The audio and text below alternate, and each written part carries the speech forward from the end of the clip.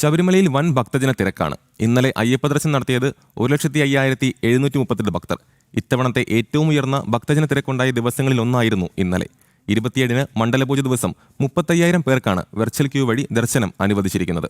വിവരങ്ങളുമായി മിഥുൻ മുരളി ചേരുന്നു. മിഥുൻ മുരളി, ഇപ്പോൾ ഭക്തജന തിരക്ക് അധികമാണെന്നാണ് മനസ്സിലാക്കാൻ കഴിയുന്നത്. എന്തൊക്കെയാണ് അവിടെ നൽകാൻ കഴിയുന്ന ഏറ്റവും പുതിയ വിവരങ്ങൾ?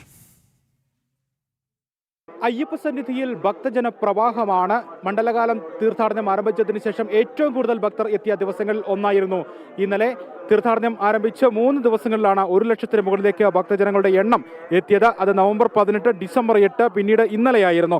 ഇന്നലെ 1,00,000-ന് മുകളിലേക്ക് ഭക്തജനങ്ങൾ ദർശനം നടത്തിയപ്പോൾ ഇന്ന് പുലർച്ചെ 3 മണിക്ക് നട തുറന്നപ്പോൾ മുതൽ അനുഭവപ്പെടുന്ന തിരക്കിൽ മാറ്റമില്ല. ഇതുവരെയും 40,000-നടുത്തു ഭക്തർ ദർശനം നടത്തി. നടപ്പന്തലും ഫ്ലൈ ഓവറുമെല്ലാം ഭക്തരാൽ തിങ്ങി നിറഞ്ഞിരിക്കുന്നു. ഫ്ലൈ ഓവറിലൂടെ കടന്നു വരുന്ന സോപാനത്തിനടുത്തേക്ക് നീങ്ങി വരുന്ന ഭക്തരുടെ ദൃശ്യങ്ങളാണ് കാണുന്നത്.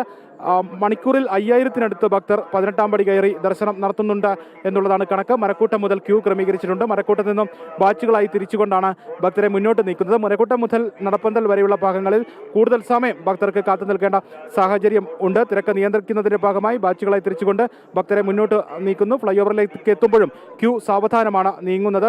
അയൽ സംസ്ഥാന ഭക്തജനങ്ങളുടെ എണ്ണത്തിൽ വലിയ വർധനവ് ഉണ്ട്. കുഞ്ഞയ്യപ്പന്മാർ ധാരാളമായി എത്തുന്നുണ്ട്. കാനനപാതയിലൂടെ എത്തുന്ന ഭക്തരുടെ എണ്ണത്തിൽ ഇത്തവണ വലിയ വർധനവ് ഉണ്ടായിട്ടുണ്ട്. സത്രം പുൽമേട് പാതയിലൂടെ 1000 ഭക്തർക്കാണ് സ്പോട്ട് ബുക്കിംഗ് അനുവദിച്ച് നൽകുന്നത്. നിയന്ത്രണം തുടരുന്നുണ്ട്. സത്രം പുൽമേട് പാതയിലൂടെ ഉച്ചയ്ക്ക് 12 മണി വരെയാണ് ഭക്തരെ കടത്തിവിടുകയും ചെയ്യുന്നത്. സത്രം പുൽമേടിലൂടെ 4,000-ന് മുകളിൽ ഭക്തർ ദിനംപ്രതി ശരാശരി എത്തുന്നുണ്ട് എന്നുള്ളതായിരുന്നു ഈ കഴിഞ്ഞ ദിവസം വരെയുള്ള കണക്ക്.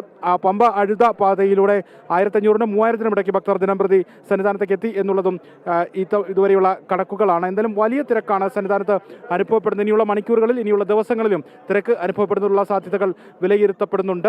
മണ്ഡലപൂജയോടനുബന്ധിച്ചുള്ള ദിവസങ്ങൾ സന്നിധാനത്തെ ഏറ്റവും ഭക്തിസാന്ദ്രമാക്കുന്ന, ഏറ്റവും പുണ്യ നിമിഷമാക്കുന്ന ദിവസങ്ങൾ, മണിക്കൂറുകളിലേക്കാണ് പോകുന്നത്. ഡിസംബർ 26-ാം തീയതി വൈകിട്ട് 6:30-ക്ക് തങ്കയങ്കി ചാർത്തിയുള്ള അയ്യപ്പസ്വാമിയുടെ അദിവ്യ രൂപം ദർശിക്കുക എന്നുള്ളത് ഭക്തരെ സംബന്ധിച്ചിടത്തോളം ഭക്തിയുടെ പാരമ്യത്തിലേക്ക് എത്തുന്ന നിമിഷമായി മാറും.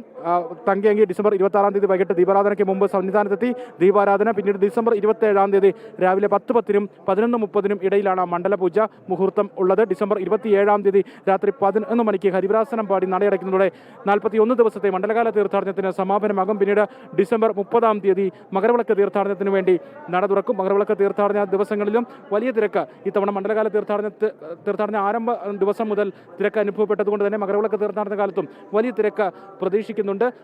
തിരക്കിൻ്റെ മണിക്കൂറുകളാണ് സന്നിധാനത്ത്. അയ്യപ്പ സന്നിധിയിൽ ഭക്തജന പ്രവാഹം, ദർശനം പൂർത്തിയാക്കിയ ഭക്തരുടെ വലിയ സഞ്ചയം പല ഇടങ്ങളിലുമുണ്ട്.